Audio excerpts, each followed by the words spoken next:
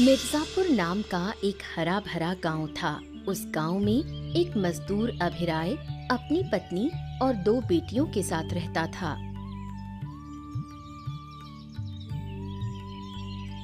अरे माँ, आज क्या बनेगा? घर में तो कुछ भी नहीं है पकाने के लिए। क्या बनाऊं बेटी? हमारा गरीब का घर है, इंतजार कर, देख तेरे पिता क्या लाते हैं। ठीक है माँ, तुम आराम करो, तुम्हारी तबीयत ठीक नहीं रहती, तुम चिंता मत करो, मैं कुछ इंतजाम कर लूंगी। बहुत देर हो गई है, तेरी बहन अर्पिता अब तक दिखी नहीं। दिन भर सज धज कर घूमना ही सब कुछ नहीं होता, थोड़ा काम भी करना चाहिए। बड़ी बहन को देखकर कुछ सीख तो सकती है, कितना काम करती है। माँ, वो अब तक सो रही है। क्या इतनी देर तक अब भी सो रही है? दिन ब दिन कैसी होती जा रही है वो। मेरी तो अब चिंता खत्म ही नहीं हो रही। अरे कहाँ हो तुम लोग? कुछ सामान लेकर आया हूँ, ले लो। पिताजी, क्या लाए हो?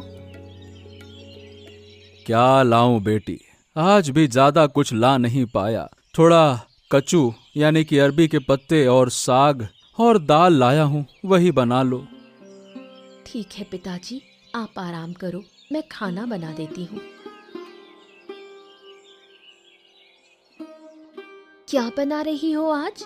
रोज रोज वही खाना, अब अच्छा नहीं लगता। क्या बनाऊं और? पिताजी वही लाए हैं। पिताजी एक मामूली मजदूर हैं, इतना ही कमा सकते हैं। किससे कह रही हूँ? तुम खुद भी तो गरीब हो, तुझसे कहने का कोई फायदा नहीं। जिसे कहना है उसी से कहूंगी। माँ, रोज रोज दाल कचू खाकर अब मन नहीं भरता। पिताजी को तो कह नहीं सकती कि कुछ अच्छा ले आएं। कब से मांस नहीं खाया। कैसे गरीब घर में जन्म लिया मैंने। मेरी तो किस्मत ही फूट गई। मेरा जन्म तो किसी राजघराने में होना चाहिए था। इतनी देर से सोकर उठी और अब चिल्ला रही है। घर के कामों में थोड़ा हाथ बटाएगी या नहीं? पिता को लेकर इतना कहने की क्या जरूरत है? तेरे पिता मजदूर हैं, ये बात क्या हर बार याद दिलानी पड़ेगी? पिता मजदूर हैं तो क्या हमें मांस मछली खाने की इच्छा नहीं हो सकती? क्या कह रही है ये सब? ऐसी बातें करेगी तो कैसे चलेगा? घर के दुख सुख समझने होंगे। अपनी जुबान संभाल, नहीं तो तेरी शादी करने में बहुत मुश्किल होगी। बड़ी बहन को देखकर कुछ सीख ले, कैसे बात की जाती है। तेरी ये बातें सुनकर तुझसे कौन शादी करेगा?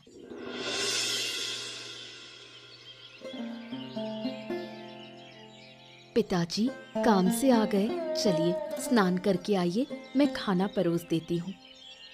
हाँ बेटी, आया हूँ, तू खाना परोस दे, मैं नहा करके अभी आता हूँ। मैं नहीं खाऊंगी, तुम लोग खा लो। अब ये सब खाकर जी भर गया है। क्या हुआ बेटी, खाना क्यों नहीं खा रही? नहीं खाना, अब ये खाना मुझे अच्छा नहीं लगता। जब तक मांस नहीं मिलेगा मैं चावल नहीं खाऊंगी। अरे ऐसा मत कर बेटी, मैं तेरे लिए मांस ले आऊंगा ना। बेटा आज तो खा ले बेटा। पिताजी, आप बुरा मत मानिए, वो थोड़ी नासमझ है, खा लेगी। आप तो खा लीजिए, फिर आपको काम पर भी जाना है। खा लो, उसकी बातों को मत सोचो, वो तो हमेशा ही ऐसे करती है। कुछ पसंद नहीं आता, कोई काम नहीं करती, बस इधर उधर घूमती रहती है और घर आकर शांति भंग करती है। सब गलती मेरी ही है, मैं बेटियों की कोई इच्छा पूरी नहीं कर पाता, ढंग से 2 वक्त की रोटी भी नहीं दे पाता। अरे मेरा दुर्भाग्य है, लेकिन आज मैं अपनी बेटी के लिए मांस जरूर लाऊंगा। हाँ, हर वक्त खुद को दोष मत दो। अब बताओ कहाँ से मांस लाओगे? जाओ काम पर जाओ।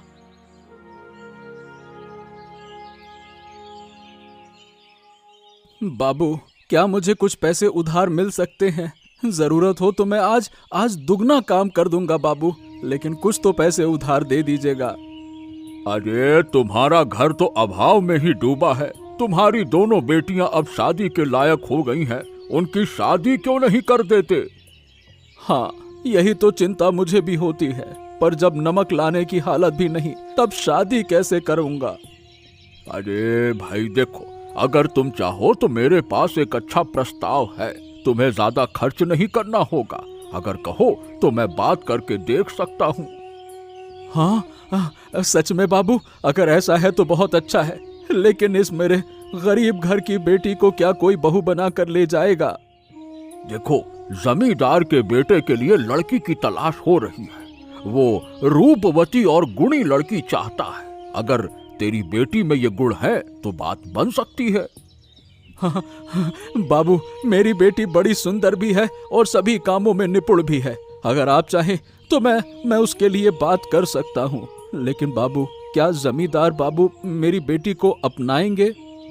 अरे, मेरी जमींदार के बेटे से अच्छी पहचान है। मैं बात करके देखता हूँ, तू परेशान मत हो, ठीक है?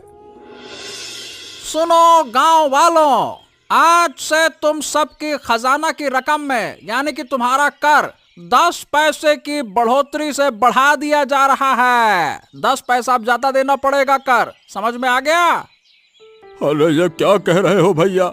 हमारी खेती तो वैसे ही नहीं चल रही, ऊपर से कर बढ़ा दोगे तो हम कहाँ जाएंगे? अरे इतना मत बोलो, ये जमींदार बाबू का आदेश है, तुम्हें कर देना ही होगा।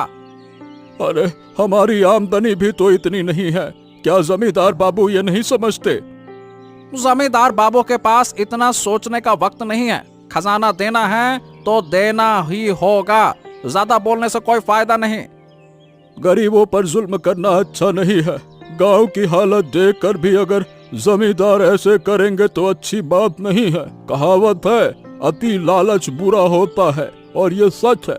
जाओ जमींदार से कहो हम खजाना बढ़ाने की मांग को नामंजूर करते हैं। जमींदार बाबू एक बार जो कह दें वो पत्थर की लकीर होती है। अब सबको बढ़ा हुआ कर देना ही होगा, बस। चलो भाई गांव वालों, खुद जमींदार से मिलते हैं, शायद वो हमारी बात सुन ले। चलो चलो चलो। अरे ओ मुरली, इतनी भीड़ क्यों है रे? क्या हो रहा है यहाँ पे? जमींदार बाबू, गांव वाले खजाना बढ़ाने से नाराज हैं, वो आपसे बात करना चाहते हैं। अरे तो कहे दो, कर में कोई कटौती नहीं होगी भैया। हाँ, मालिक मैंने कह दिया, लेकिन वो मानने को तैयार नहीं है। वो आपसे सीधे बात करना चाहते हैं। अरे तो मेरी बात भी आखिरी बात है, फालतू में क्या मतलब? कर कम नहीं होगा, समझ गए? तुम सब चले जाओ यहाँ से, बात करने चले आए मुंह उठाकर।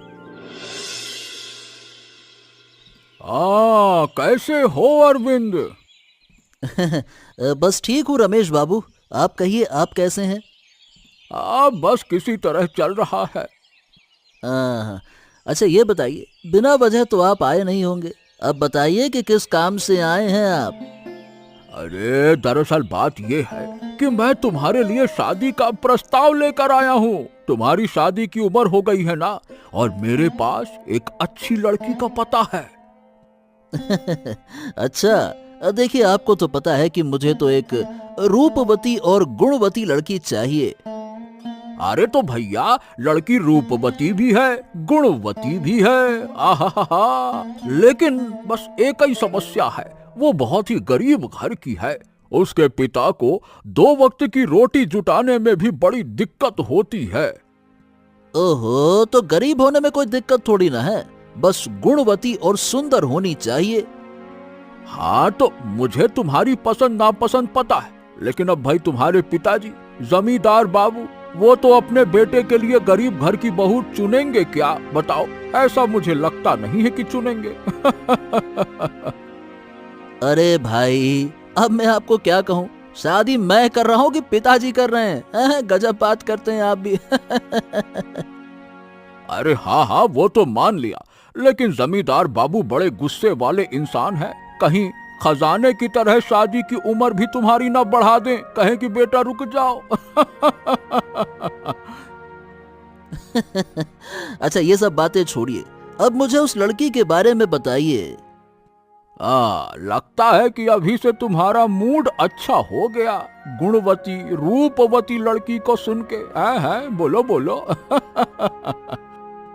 अरे तो अच्छा क्यों ना हो, शादी तो एक ही बार होती है, अब बार बार ये मौका कहाँ मिलता है।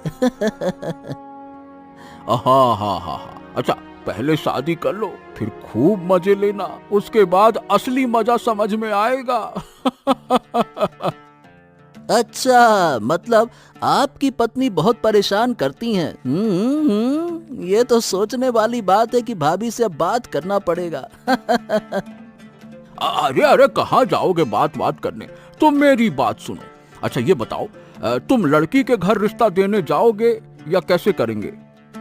देखिए, मैं पहले लड़की को देखना चाहता हूँ। अगर लड़की सच में सुंदर हुई तो मैं खुद उसके घर रिश्ता देने जाऊंगा।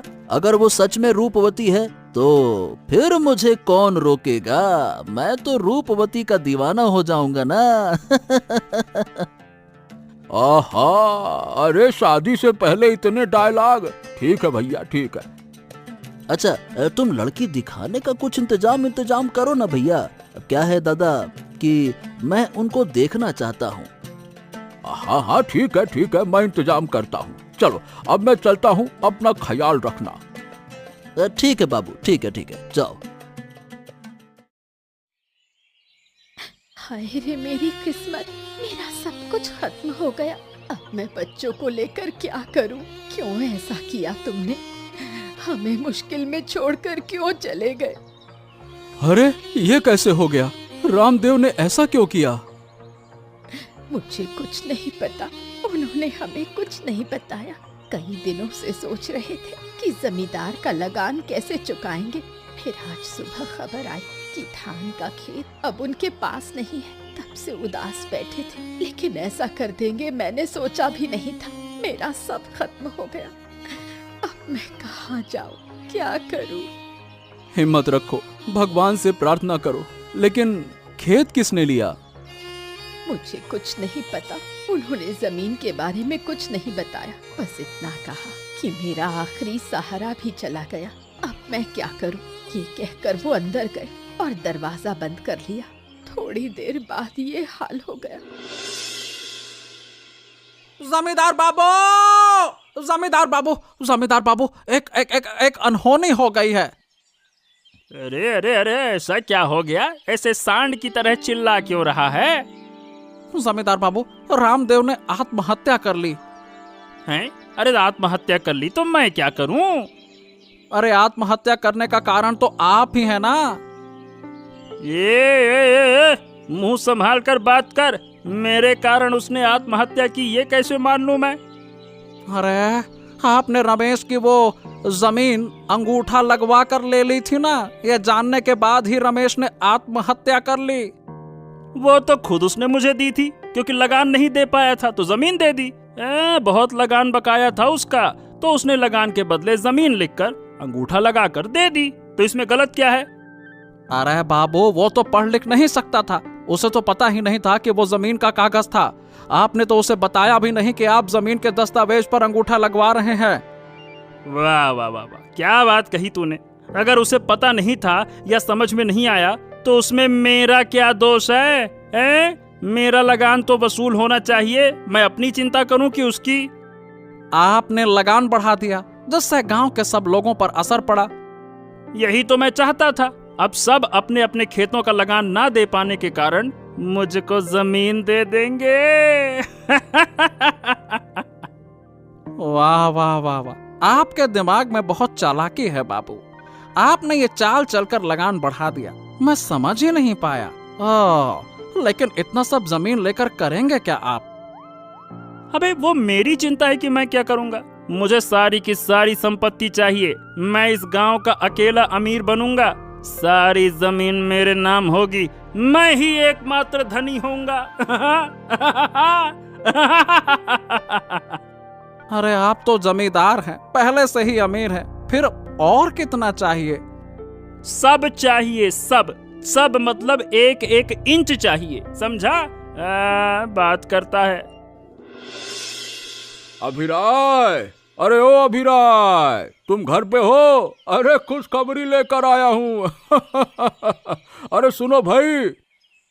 अरे महाजन जी, आइए आइए आइए। इस गरीब के घर में किस बात से आए हैं? आइए आइए आइए, बैठिए बैठिए। आपके जैसे आदमी को कहाँ बैठाऊं, यही सोच रहा हूँ।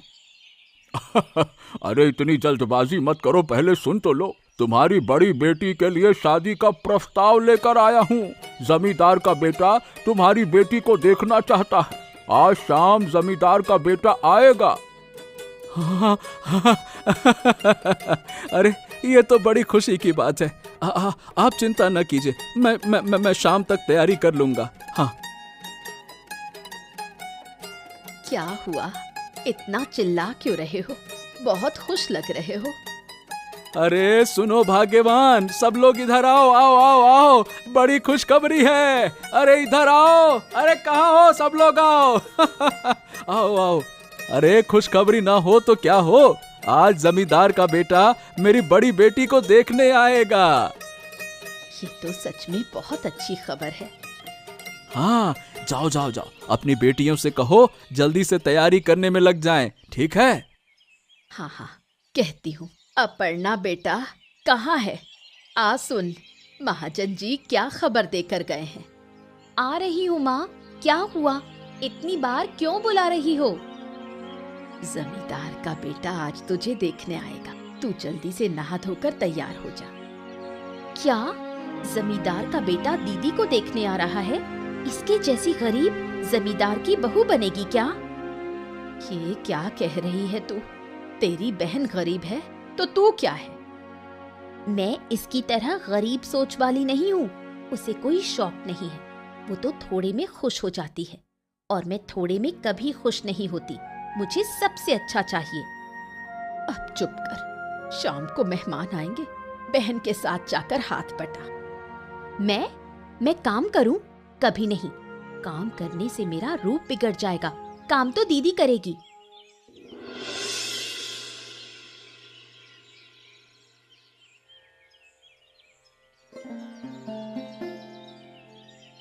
मेरा घर आपको पसंद नहीं आएगा। अरे नहीं भाई, ऐसा क्या कह रहे हो, ऐसे थोड़ी ना होता है। अच्छा, ये बताइए कि आपकी बिटिया रानी कहाँ है? उसको बुलवाइए, देखा जाए। हाँ, वो आ रही है।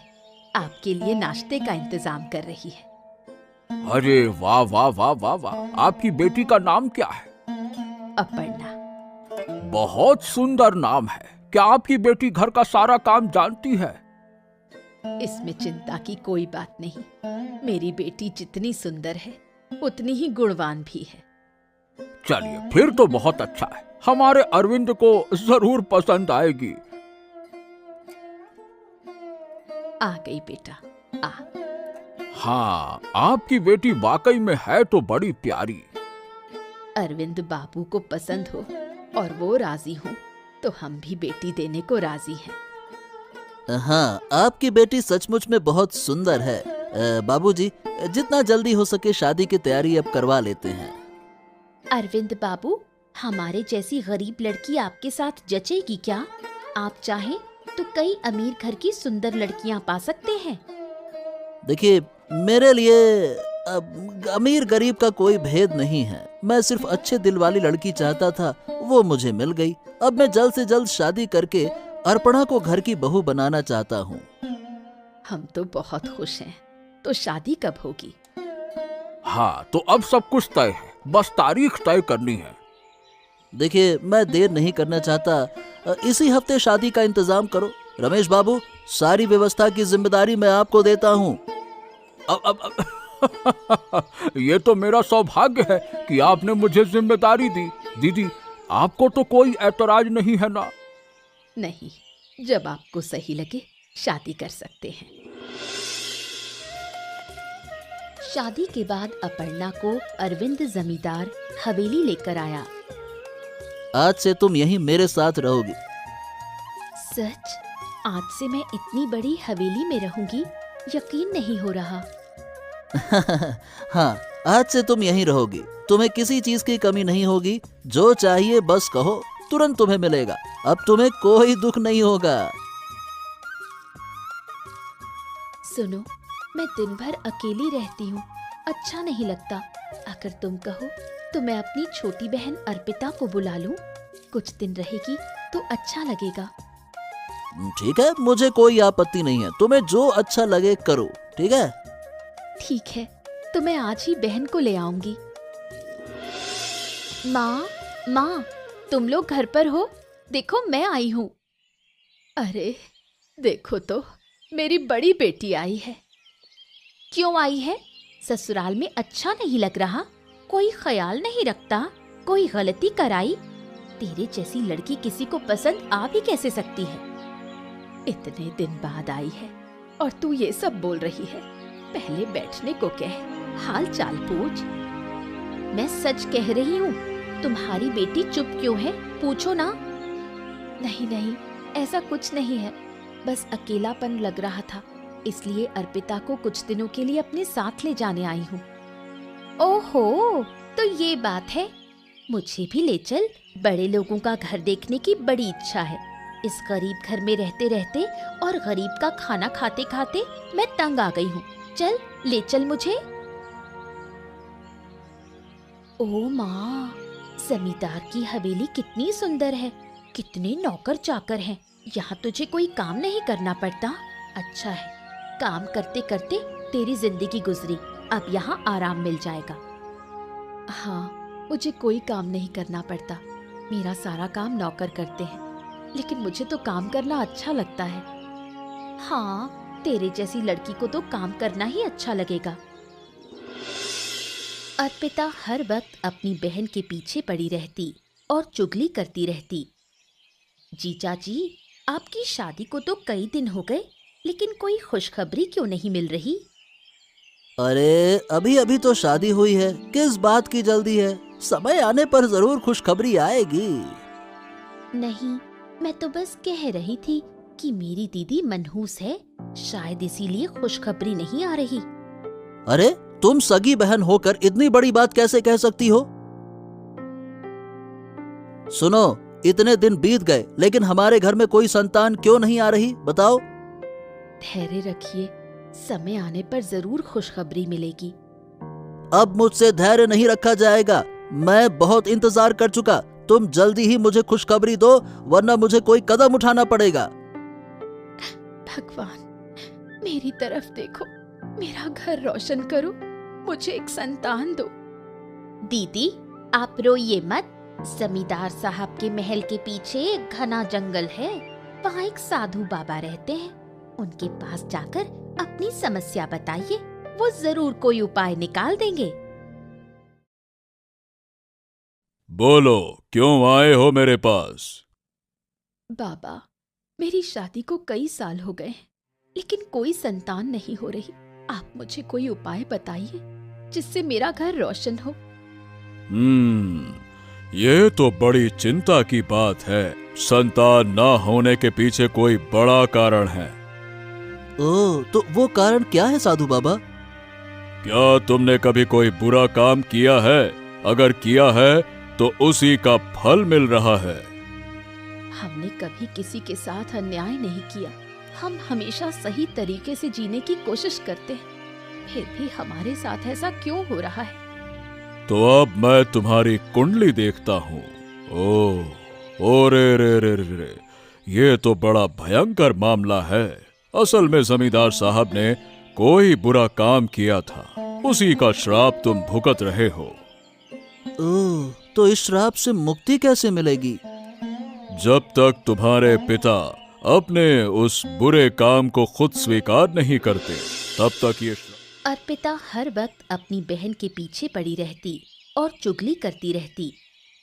जीजा जी, आपकी शादी को तो कई दिन हो गए, लेकिन कोई खुशखबरी क्यों नहीं मिल रही? अरे अभी अभी तो शादी हुई है, किस बात की जल्दी है? समय आने पर जरूर खुशखबरी आएगी। नहीं, मैं तो बस कह रही थी कि मेरी दीदी मनहूस है, शायद इसीलिए खुशखबरी नहीं आ रही। अरे तुम सगी बहन होकर इतनी बड़ी बात कैसे कह सकती हो? सुनो, इतने दिन बीत गए लेकिन हमारे घर में कोई संतान क्यों नहीं आ रही, बताओ।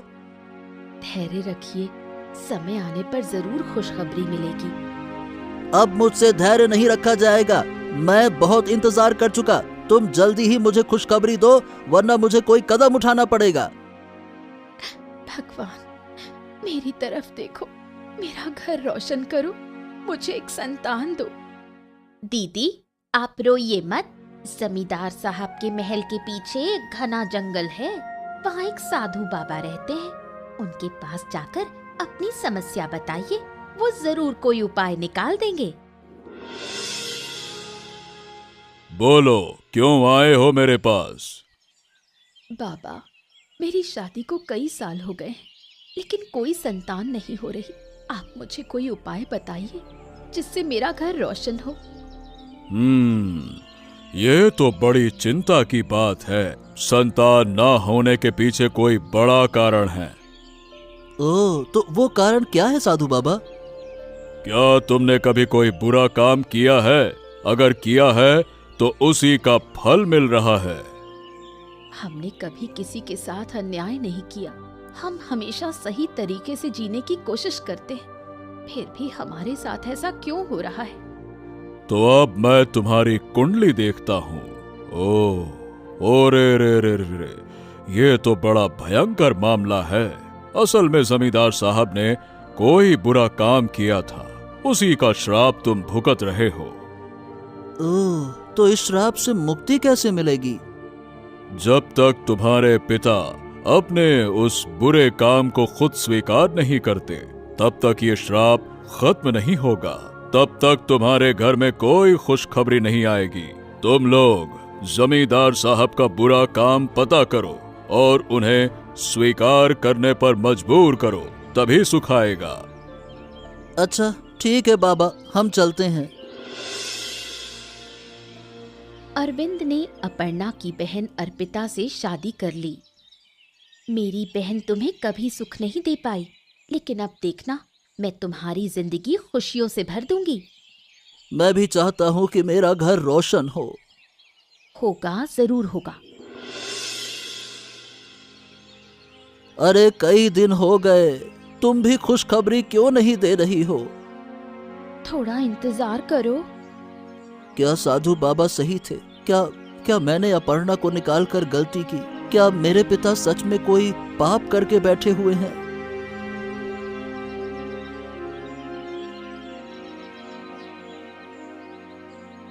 पिताजी, मैंने आपको माना, लेकिन अब भी मेरे घर में संतान नहीं है। क्या साधु बाबा सही थे? अरे मैं चाहता हूँ कि तुम सुखी रहो, फालतू की बात न सोचो। तो अपनी गलती मान लो ना। क्या मान लूं? जब मैंने कोई अपराध ही नहीं किया तो क्या मान लूं भैया? जमींदार बाबू, मान लीजिए। अरे क्या मान लूं? मैंने कुछ किया ही नहीं। आप समझ नहीं रहे हैं। रामदेव ने आपके कारण आत्महत्या की थी। उसके श्राप से आपके वंश में संतान नहीं हो रही। वो है आपका पाप।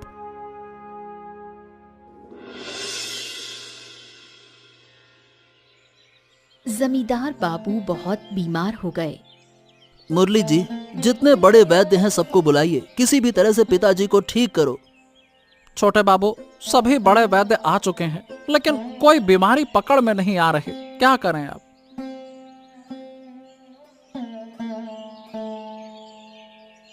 तूने कोई गलती नहीं की, फिर भी सजा पा रही है। बता, तू क्या चाहती है? मैं कुछ नहीं चाहती, जैसी हूँ वैसी ही रहूंगी। नहीं नहीं नहीं, तेरी किस्मत में सुख था, संतान थी, पर तू अपने बहन और ससुर के पाप का फल भुगत रही है।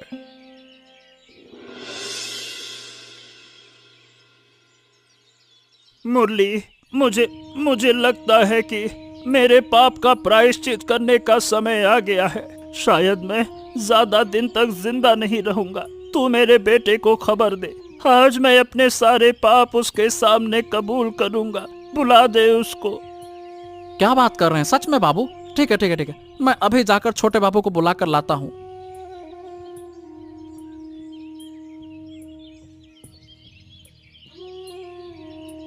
अरविंद बेटा, मैंने तुझसे अब तक झूठ बोला। मैंने जीवन में बहुत पाप किए हैं, और आज मैं सब कुछ तेरे सामने स्वीकार करता हूँ। मेरी बद्दुआ के कारण ही तेरे घर में कोई संतान नहीं हो रही। मैं ही हूँ तेरा पापी, तेरा अपराधी। अरे ये आप क्या कह रहे हैं पिताजी? आपने ऐसा क्या किया? अभी आप सच सच बताइए, आपने क्या क्या किया है? क्या तुझे याद है, गांव में एक बार रामदेव नाम का एक किसान, उसने आत्महत्या कर ली थी। उसके आत्महत्या करने का कारण मैं था। मैंने उससे झूठे दस्तखत करवा लिए, उसकी आखिरी जमीन भी अपने नाम कर ली। जब उसे सच्चाई का पता चला तो वो मेरे पास आया, लेकिन मैंने उसे साफ कह दिया कि ये जमीन अब मेरी है, तेरी नहीं रहेगी। दुख और निराशा में उसने अपनी जान दे दी। उसके श्राप की वजह से ही तेरे घर में और हमारे घर में भी, मतलब दोनों के घर में, उसके श्राप के वजह से ही हमारे घर में संतान नहीं आई। तेरी पत्नी अर्पणा बिल्कुल निर्दोष है बेटा। तो उसे वापस उसे वापस घर ले आ। अरविंद ने अपनी गलती समझी और जंगल में अपर्णा को लेने गया। अर्पणा, मैं तुझे लेने आया हूँ। ये इतना सुंदर घर, ये तुम्हें कहाँ से मिला? ये सुंदर घर मुझे साधु बाबा ने तोहफे में दिया है। तुम सही कहती हो, मैंने अपनी गलती मान ली, तुम्हारा कोई दोष नहीं था। हाँ, मैं यहाँ बहुत अच्छी हूँ क्योंकि मैंने कोई गलती नहीं की थी। तुमने बिना जाने ही मुझे महल से निकाल दिया। चलो अब मुझे माफ कर दो, मुझसे गलती हो गई। तुमने अपनी गलती मान ली, यही बहुत है। मैं तुम्हें माफ करती हूँ। तो चलो अब हम महल वापस चलें। चलो।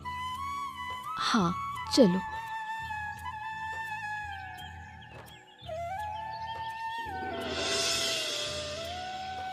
अपर्णा और अरविंद महल लौट आए।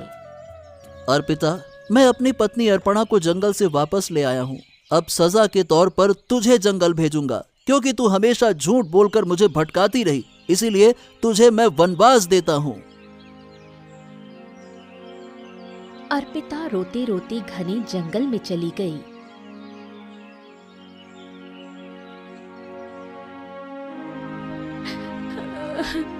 आप कौन हैं? मैं एक साधु हूँ। बता, तू यहाँ क्यों आई है? क्या चाहती है? मेरी बहन ने मुझ पर झूठा आरोप लगवाकर वनवास दे दिया। मैं चाहती हूँ कि आप मुझे भी मेरी बहन जैसा सुंदर घर दे दो, ताकि मुझे कोई तकलीफ ना हो। तुझे तेरे कर्मों का फल मिलेगा। ओम। ये क्या? समझ गई, ये मेरे कर्मों का फल है। अरविंद और अपर्णा सुख से जीवन बिताने लगे। उनके घर एक प्यारे बेटे का जन्म हुआ। उनके जीवन में अब कोई दुख नहीं रहा और दिन खुशी से बीतने लगे। ऐसी और मजेदार कहानियाँ देखने के लिए चैनल को सब्सक्राइब करना ना भूलें।